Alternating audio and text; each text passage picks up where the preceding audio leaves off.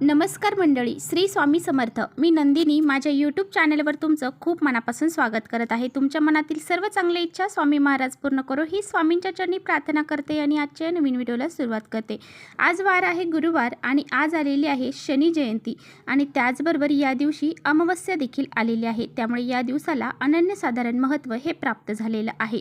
शनी जयंती ही शनिदेवांना समर्पित असल्यामुळे या दिवशी शनी जयंती ही साजरी केली जाते. त्याचबरोबर अमावस्या तिथी आहे आणि अमावस्या तिथी म्हटलं की माता लक्ष्मीला समर्पित असते.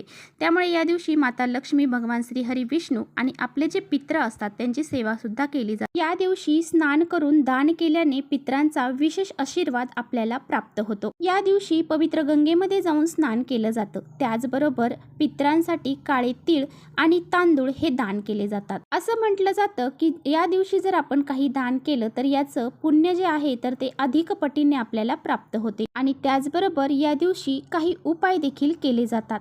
तर आजच्या व्हिडिओमध्ये मी तुम्हाला अतिशय प्रभावशाली उपाय सांगणार आहे. संध्याकाळी कापूरसोबत आपल्याला ही एक वस्तू जाळायची आहे. ही वस्तू जर आपण कापूरसोबत जाळली तर घरातील वाईट शक्ती, इडापिडा, वास्तुदोष, अडचणी, दारिद्र्य, संकट, गरिबी ही सर्व नष्ट होऊन जाईल. आपल्या घराची, मुलांची, पतीची खूप सारी प्रगती होईल. त्याचबरोबर घरामधली जी नकारात्मकता आहे, काही शत्रुबाधा असेल ती सुद्धा दूर होऊन जाईल. असा हा अत्यंत प्रभावशाली उपाय कसा करायचा आहे याबद्दल आजच्या व्हिडिओमध्ये आपण जाणून घेणार आहोत. त्यामुळे व्हिडिओ कुठे स्किप न करता शेवटपर्यंत नक्की बघा, जेणेकरून तुमच्यापर्यंत योग्य ती माहिती पोहोचेल. आपल्या चॅनलवर तुम्ही नवीन असाल तर चॅनलला लगेच सबस्क्राईब करा.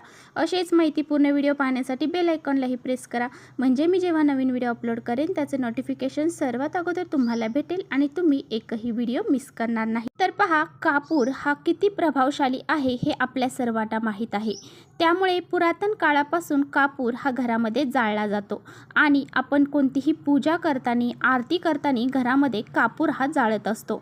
कापूर जाळल्याने घरामध्ये आध्यात्मिक फायदे होतात. घरामध्ये कापूर जाळल्याने सकारात्मक वातावरण निर्माण होते आणि घरामध्ये सुख, शांती, समृद्धी ही टिकून राहते. कापूर हे सकारात्मकता निर्माण करणारे एक साधन आहे. हा जर कापूर आपण घरात जाळला तर घरामध्ये काही कीटाणू असतात, जीवजंतू असतात, ते सुद्धा नष्ट होऊन जातात. आणि ज्योतिषशास्त्रानुसार घरामध्ये कापूर जाळल्याने पितृदोष देखील दूर होतात. त्याचबरोबर घरामध्ये काही वाईट नजरेचा प्रभाव असेल तर तो सुद्धा दूर होऊन जातो आणि नात्यामध्ये गोडावा येतो. तर अमावस्येच्या दिवशी वाईट शक्तींचा प्रभाव हा खूप जास्त प्रमाणामध्ये वाढलेला असतो. त्याचमुळे आपल्याला असा हा एक उपाय आपल्या घरामध्ये करायचा आहे. त्याचबरोबर घरामध्ये काही पितृदोष असेल तो सुद्धा दूर होऊन जाईल. पहा, आपल्या घरामध्ये जर पितृदोष असेल तर आपल्याला अनेक समस्यांना सामोरे जावे लागते. आपल्याला माहीत नसतं की हा दोष, हा जो त्रास आहे तर तो पितृदोषाचा आहे. आपल्या घरात जर पितृदोष असेल तर घरामध्ये कितीही मोठी मुलं होऊ द्या, त्यांचं लग्न जमत नाही, मुलांना योग्य ती डिग्री प्राप्त होत नाही किंवा डिग्री प्राप्त झालेली आहे परंतु योग्य ती नोकरी प्राप्त होत नाही किंवा मुलं लग्न झालेली आहेत परंतु त्यांना संतान प्राप्त होत नाही. त्याचबरोबर आपल्या मुलांची प्रगती कुठेतरी थांबली जाते, खुंटली जाते. आपल्या घरातील कर्ता पुरुष आहे त्याची प्रगती होत नाही, त्याच्या नोकरीमध्ये, व्यवसायामध्ये नुसते अडथळे निर्माण होतात. घरामध्ये सतत कटकटी, भांडणं, कलह यासारख्या समस्या ह्या निर्माण होतात. खास करून पैशांची चणचण, आर्थिक समस्या ही जास्त प्रमाणामध्ये भासत असते आणि घरामध्ये कर्जाचा डोंगर हा वाढत जात असतो. इतका वाईट प्रभाव हा पितृदोषामुळे निर्माण होत असतो. त्याचमुळे पहा, अमावस्या हा दिवस असे काही उपाय करण्यासाठी विशेष दिवस मानला जातो. आपल्या घरातली जी नकारात्मकता आहे ती बाहेर काढण्यासाठी, पितृदोष दूर करण्यासाठी आपल्याला हा उपाय प्रत्येक अमावस्येला करायचा असतो. आपल्या घरामध्ये कितीही प्रखर पितृदोष असू द्या, घरामध्ये कापूर जाळल्याने तो पितृदोष नष्ट होऊन जातो. त्यामुळे आपल्या वास्तुशास्त्रामध्ये सुद्धा सांगितलेलं आहे की कापूर जाळण्याचे किती फायदे आहेत. तर पहा, हा उपाय संध्याकाळी तुम्हाला करायचा आहे. संध्याकाळी 6च्या नंतर 7:30 वाजेपर्यंत तुम्ही हा उपाय करू शकता.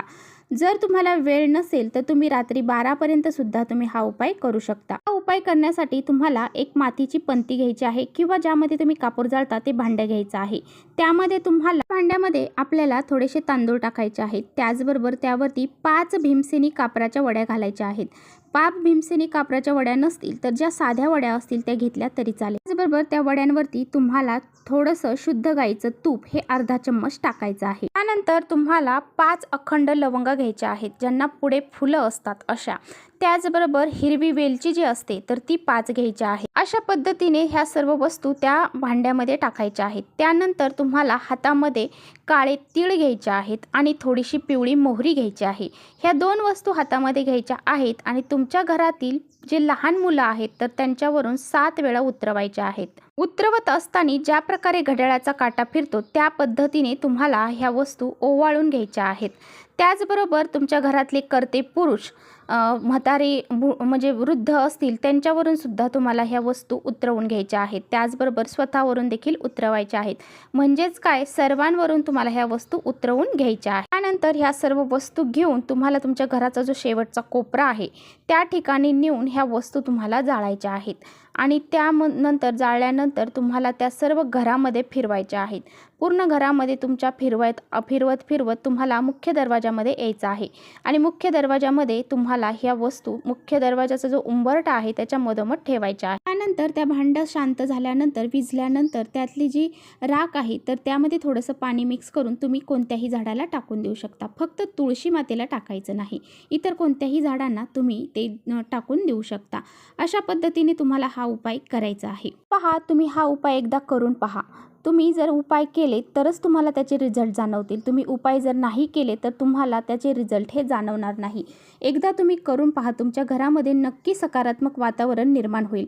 अगदी अर्ध्या ते 1 तासातच तुम्हाला घरामध्ये सकारात्मकता जाणवायला सुरुवात होईल। त्यानंतर तुम्हाला अजून एक उपाय मी सांगणार आहे, तो म्हणजे पिवळ्या मोहरीचा। पिवळी मोहरी ही मूठभर तुम्हाला तुमच्या हातामध्ये घ्यायची आहे। मोहरी हातामध्ये घेऊन देवघरासमोर तुम्हाला आसन टाकून बसायचं आहे आणि 3 वेळा कालभैरव अष्टकमचं पठण करायचं आहे। अशी ही अभिमंत्रित झालेली पिवळी मोहरी तुम्हाला तुमच्या घराच्या संपूर्ण कोपऱ्यांमध्ये थोडी टाकायची आहे। हा उपाय जो आहे तर तो तुम्हाला रात्री झोपण्यापूर्वी करायचा आहे। सर्व तुमचं घरातलं आवरल्यानंतर तुम्ही झोपायला जाणार आहात तेव्हा तुम्हाला हा उपाय करायचा आहे।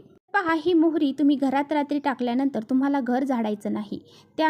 ते घर जे आहे तर ते तुम्हाला सकाळी उठल्यानंतरच झाडायचं आहे। सकाळी उठल्यानंतर ती मोहरी तुम्हाला घरातून झाडून घराच्या बाहेर टाकायची आहे। हा उपाय अतिशय प्रभावशाली आहे, त्यामुळे हा उपाय करायला सुद्धा तुम्ही विसरू नका। हा उपाय तांत्रिक क्रियामध्ये ह्या मोहरीचा उपयोग हा केला जातो, त्यामुळे तुम्हाला अमावस्या आहे या दिवशी हा संध्याकाळी उपाय करायचा आहे।